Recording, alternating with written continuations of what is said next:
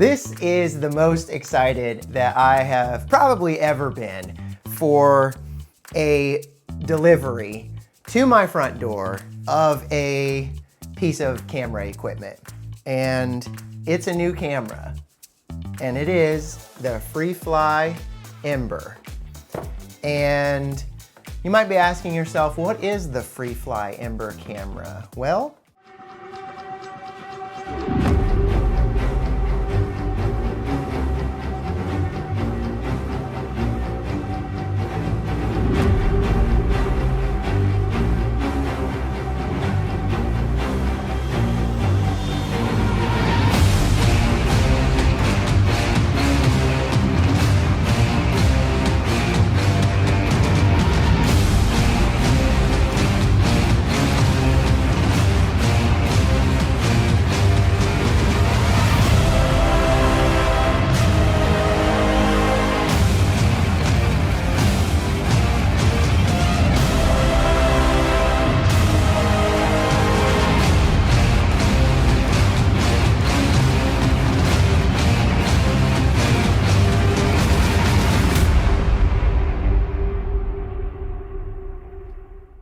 nowadays, most cameras, at least in the mirrorless market, can create great images. It doesn't really matter what camera you get. It's gonna look good if you have a clue about what you're doing with lighting and just the camera's limitations. You can get a good image out of most cameras these days. I wanted a camera that could do something completely different than any other camera on the market. And enter the Freefly Ember. This is a high-speed camera. So the specs are, it can capture 5K resolution, up to 616 frames per second, or in 4K resolution, it can capture 800 frames per second. And there's some other ratios as well, with aspect ratios where you can get more frames per second or less, but those readouts are generally in like a 16:9 typical format. I prefer the 5K 616 frames per second because number one, that's slow enough for me. I rented this camera about 8 or 9 months ago, just for a weekend. I only had it for like 2 or 3 days, and it was one of the most fun weekends I have ever had shooting anything. When people watch the playback of what this camera captures, literally their jaws hit the floor every single time. And the main reason is because you see things from this camera that you don't see with just your naked eye in everyday life.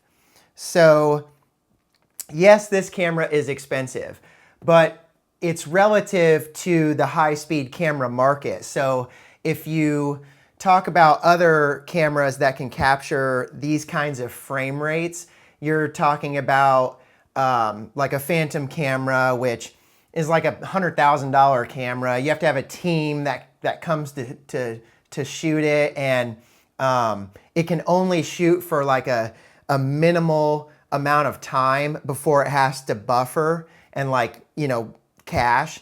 And so this camera can just run until it fills up the 4 terabyte solid state drive that is in this camera.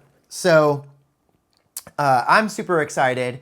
I am doing this video unscripted. I'm just gonna do like a quick unboxing and show some of the accessories that I got. I'm not gonna bore you with actually physically building out the camera. I'll show you, the camera when it's finished. But anyways, this is the Freefly Ember. So let's check it out. It comes in this nice box.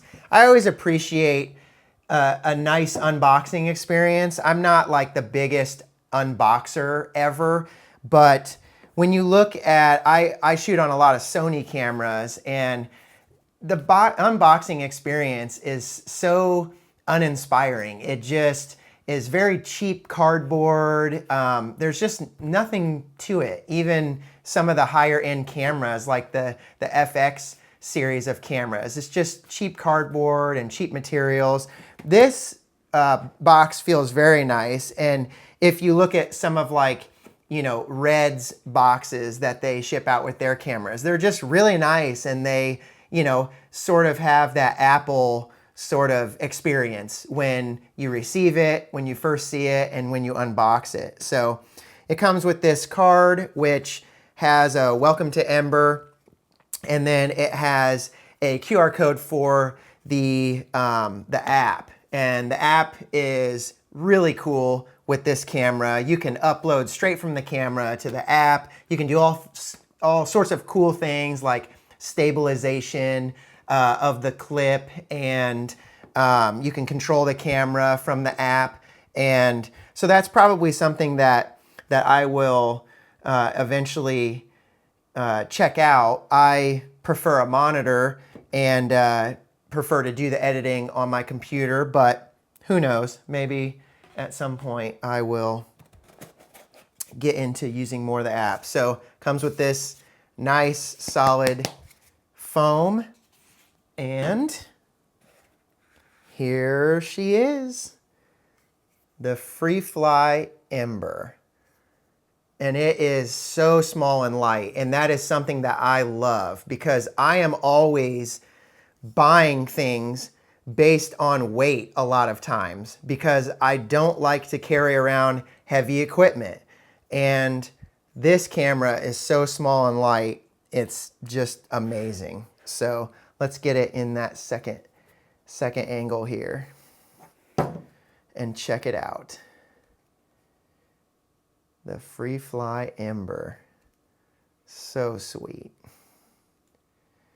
I'll talk about some of the different functions that it has on it and inputs and outputs here in a second. Beautiful. All right. So that's the Ember camera. What else comes in here with the camera? You get a USB-C cable here. And this USB-C cable is actually important because you connect the camera to your computer when you're transferring the footage or when you're just reviewing the footage. And so you need a fast USB-C cable to do that, or else it's just going to take forever, because the file sizes are massive on this camera because of how many frames it's capturing. But the way that I edit the footage is I bring it into QuickTime first and then pull out the parts of the footage that I want to save. So I don't have to just transfer the whole shoot, because that would take up a bunch of space, take forever. So you can just go into QuickTime, pull out snippets, and then save those. And then you don't have to worry about, you know, taking up unnecessary space on your hard drive. So that's the USB-C. And then what else? So this cable here is the power cable from the battery. Let's show it close up here. And here is just a little Allen wrench with some of the screws that the camera takes. So this camera actually uses the M3 screws, which are small. And one tip about the M3 screws is you don't want to over tighten them like crazy tight, because I think they can strip. And so you want to get it tight, but not like muscled up crazy. So that is everything that comes in the box. So now let me show you some of the accessories that I got. So when I rented the camera back 8 or 9 months ago, they did not yet have a mains power for this camera. So when I was transferring the footage, or like I said, using QuickTime to cut out the clips, I was having to just run it off a V-mount battery. So you're just using up one of your batteries while you're simply just transferring the footage. Well, now, within that time, since the camera is pretty new, so they're doing a lot of firmware updates, making it better, less buggy, and coming out with different accessories all the time, they've come out with a basically a DC adapter, so you can just plug it into the wall and run the camera all day if you were going to run it like in a studio, if that's the kind of shooting that you were going to do. I'm not going to be doing a lot of that kind. Mine's going to be more doing action sports and you know, IndyCar here in Indianapolis, or sports stuff, football, stuff like that. So but when you're transferring the footage, it's nice because I can just charge the couple of batteries that I have right now. I don't foresee having to do any shoots where I need to use more than a couple batteries, but I like the small rig batteries. So the reason that I like the small rig batteries is because they show the percentage right on the front of how much percent battery you have left. And I like that a lot. And also these can be powered just through USB-C. So, you know, into the wall. You don't have to get one of those big clunky V-mount chargers like you used to with the older V-mount batteries. And Freefly in their store online sells the Ember package with the FX Lion V-mount batteries. And those are awesome. I checked them out at NAB, and they're very small. They're even smaller than the VB50s, the smaller V-mount batteries for small rig. But they don't show the percentage on the battery for how much life is left. And so I don't know. I kind of like just, you know, clicking it and being able to see it right away what my percentage is. So that's why I got the small rig batteries.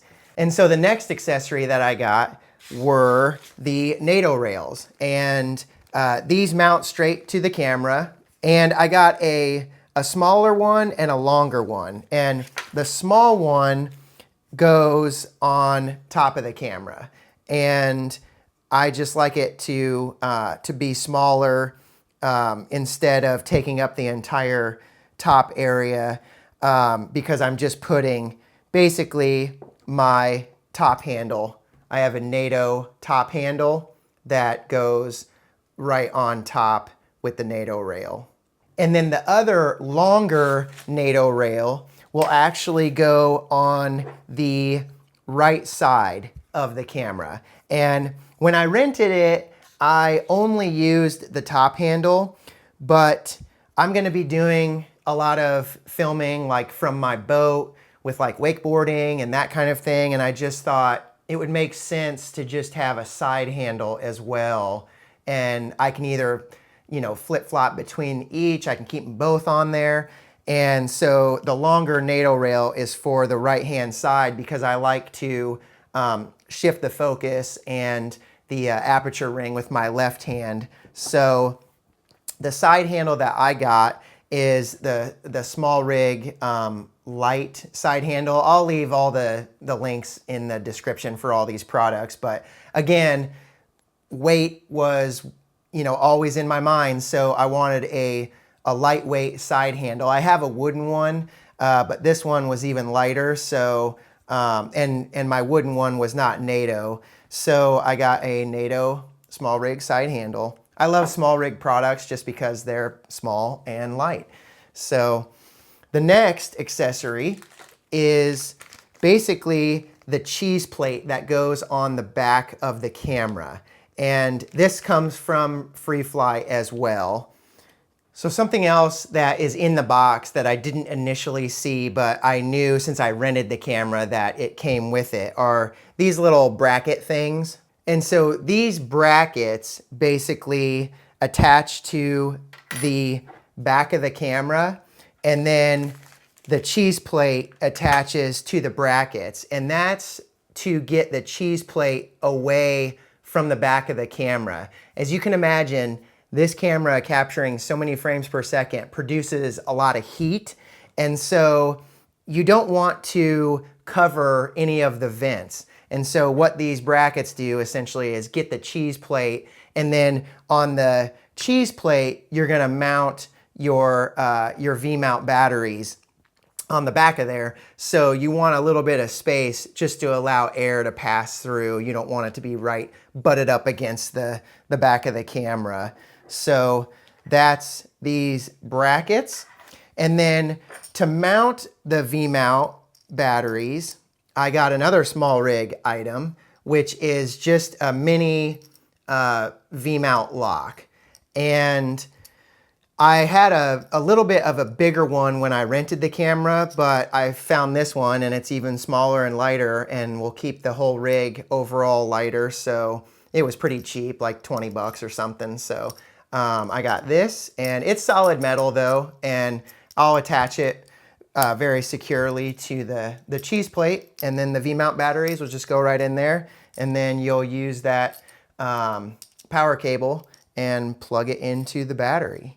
Okay, so the next item is the monitor, and I really have always liked the Atomos Shinobi monitor.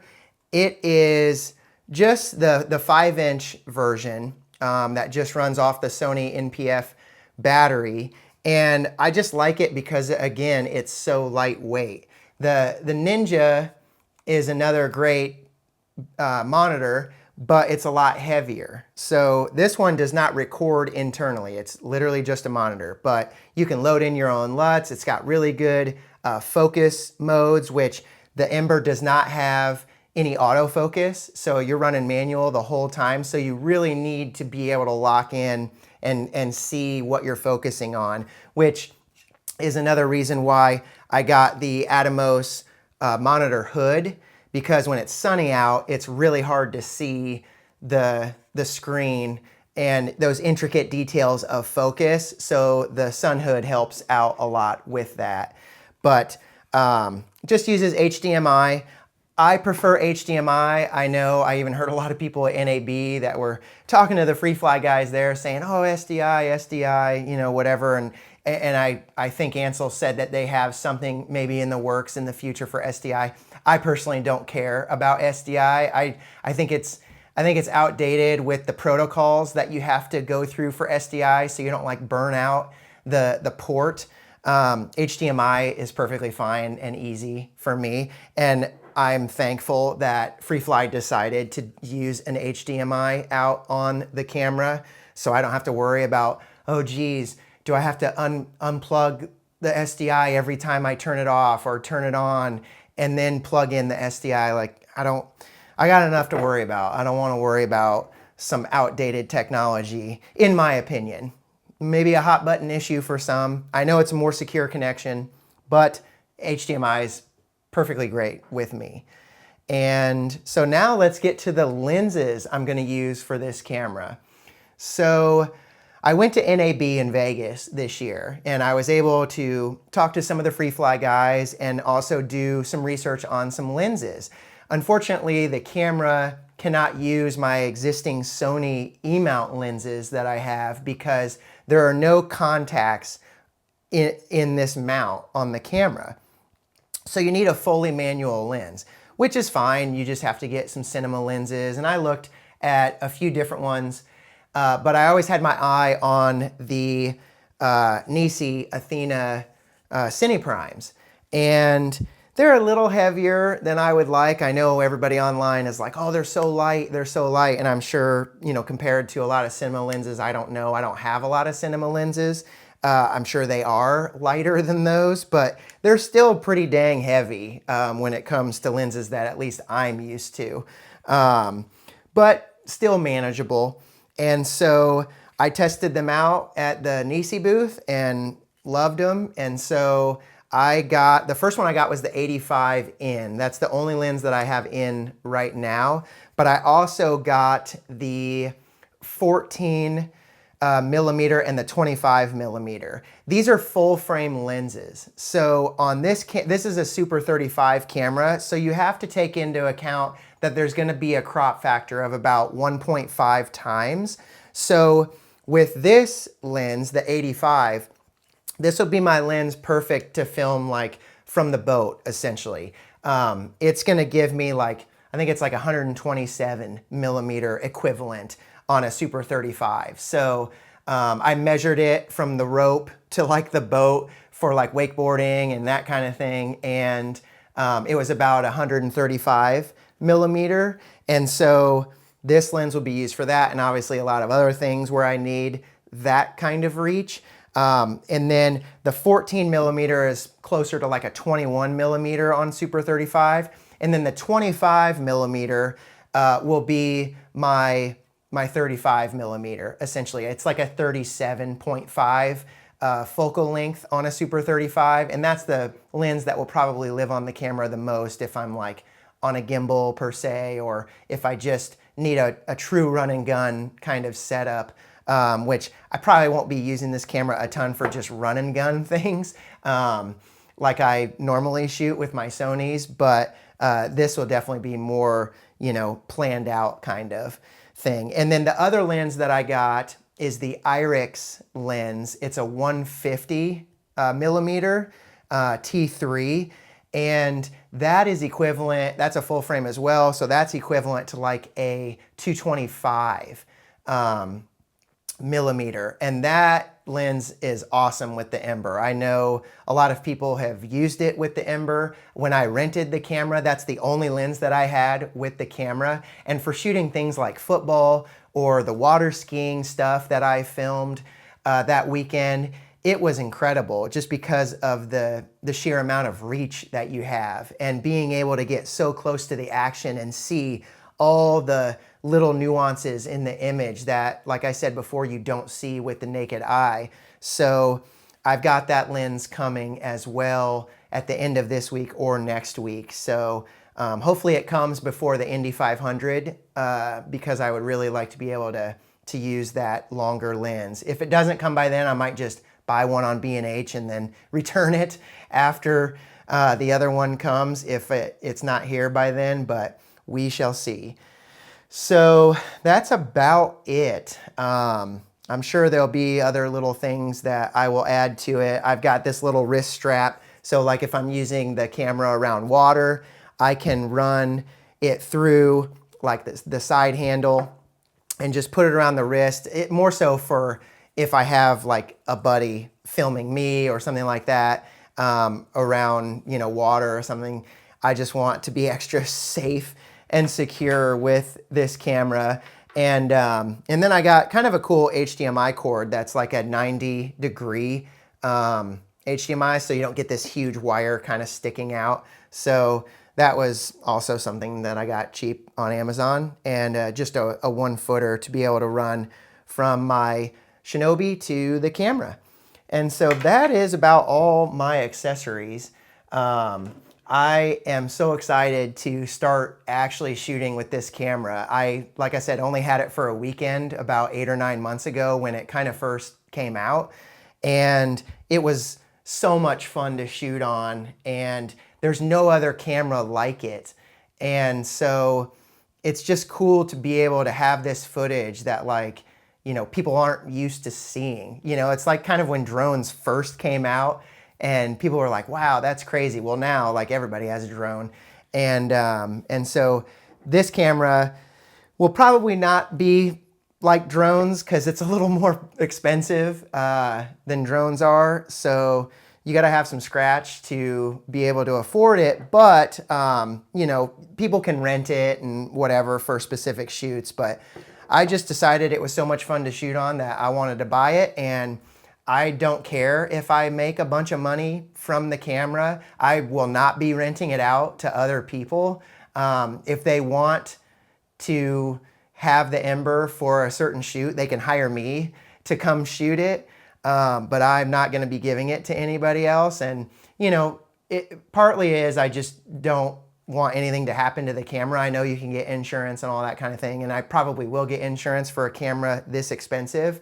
but also this camera is brand new and it is very niche, but very awesome in my opinion. And it may sound selfish, but like, I don't want other people to have the footage. You know, I want to be one of the only people in Indianapolis or in Indiana or whatever to be able to capture footage like this. And so I just don't see myself renting it out a bunch because I don't really need the money. And so that's kind of a nice, you know, it just makes me relaxed a little bit about buying something so expensive. Is like, oh man, I better be able to make enough money, you know, to pay it off in a year or 2 years, or I need to make a living from this camera. Like, I'm not gonna make a living from this camera. My Sony cameras are the cameras that I make a living from. And this just gives me another camera and other footage to offer my clients that nobody else is going to be able to offer them. And some clients will see the value in that and others won't care about slow motion footage. And that's totally fine. But I promise you, there are some clients that I'm already thinking about that I have, that I shoot consistently for. When they see the footage that I'm getting from this camera, they're going to want to hire me to get some specific, you know, really cool welding shots, or just things where there's certain, you have to learn what looks good with slow motion and what doesn't. And there are certain things that I've already thought about where I'm like, oh, I want to do that. I want to do that. So it's just inspiring me to go shoot. And that's the biggest reason why I bought it, because it's just going to be awesome to have. And, you know, you only get one life, so make it awesome. So anyways, thanks for watching. Sorry if I rambled on forever, but yeah, that's the Ember, and you're gonna see some footage coming all summer.